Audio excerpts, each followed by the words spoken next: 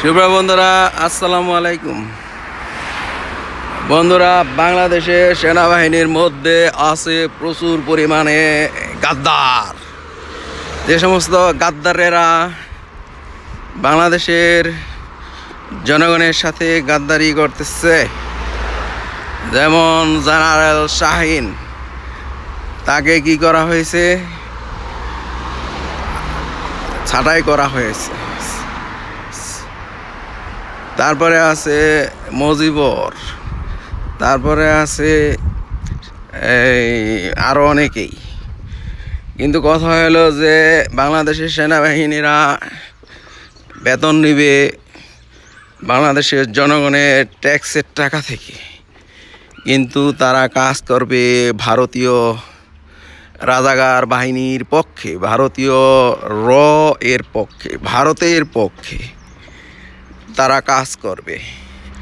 কিন্তু এটা কি জন্য? এটা এজন্য যে তারা ভারতীয় এর ফাটাবাসের চিপায় আগেই বন্দি হয়ে যায়। বিভিন্নভাবে তাদেরকে ভারতীয় ফাটাবাসের চিপায় ফেলে দিছে, যার কারণে ভারতের কথা মতো তারা কাজ করতে বাধ্য হয়।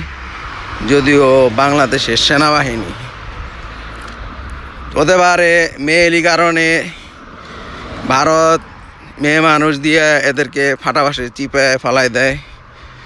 মান সম্মান ইজ্জত রক্ষার খাতিরে ভারতের কথা মতো তারা ভারত যা বলে তাই করে। দেশের চাইতে, দেশের স্বাধীনতা সার্বভৌমত্বের চাইতে তাদের কাছে নিজেদের মান সম্মানের মূল্য অনেক বেশি হয়ে যায় তখন। এই সমস্ত কারণে তারা ভারতীয় এর পক্ষে কাজ করে। তারপরে আরও অন্যান্য অনেক কারণ থাকতে পারে, যেমন তারা গোপন চাকরিভুক্ত হতে পারেন, মানে ভারতীয় এর পক্ষে চাকরি করে তারা বেতন নেন, এমনটি হতে পারেন। তারপরে আরও অন্যান্য কারণ থাকতে পারে। বাংলাদেশের স্বাধীনতা সার্বভৌমত্ব এখন হুমকির সম্মুখীন।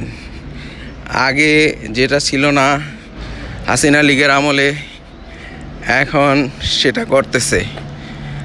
ভারতীয়রা, ভারতের গোয়েন্দা সংস্থাগুলি বাংলাদেশের ভিতরে ওই সমস্ত লোকদেরকে লেলাই দিতেছে যে তোমরা এইসব করতে থাকো।